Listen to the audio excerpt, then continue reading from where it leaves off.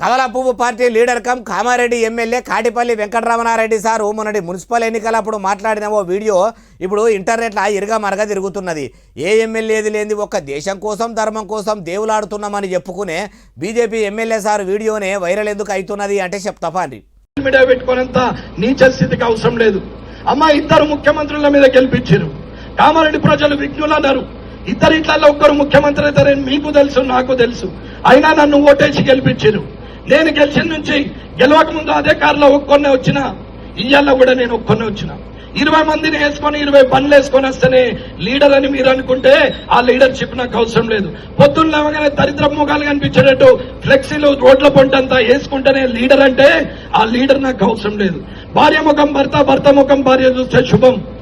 పిల్లలు తల్లిదండ్రుల ముఖం చూస్తే శుభం. కుటుంబం అంతా దేవుని దగ్గరికి వస్తే శుభం. కానీ దొంగన కొడుకుల ముఖం లీడర్లకు చూస్తే ఏమొస్తుంది నాకు అర్థం కాదు. పొద్దున్న ఒకడు ఈ మూలకు మొక్కుకుంటుంటాడు, ఒకడు చెయ్యి ఊపుతాడు, ఒకడు నడుచుకుంటుంటాడు. సంక్రాంతి పండుగ శుభాకాంక్ష ఆడు ఎత్తనే మనం చేగోలు చేస్తాం, లేకుంటే చేయనే చేయం. ఆడు వినాయక చవితి శుభాకాంక్షలు భాష మాడండి పెట్టినట్టు ఏముంది.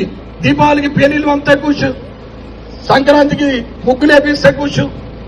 అదే పని తప్ప వేరే ఆలోచనే లేదు. ఈయనరావు ఎమ్మెల్యే అయ్యి ఉండి ఇట్లా మస్తు మాట్లాడిండని చాలా మంది అనుకుంటుంటే ఇప్పుడు Kamareddy MLA Venkataramanareddy sir video పొట్టు వైరల్ అవుతుంది.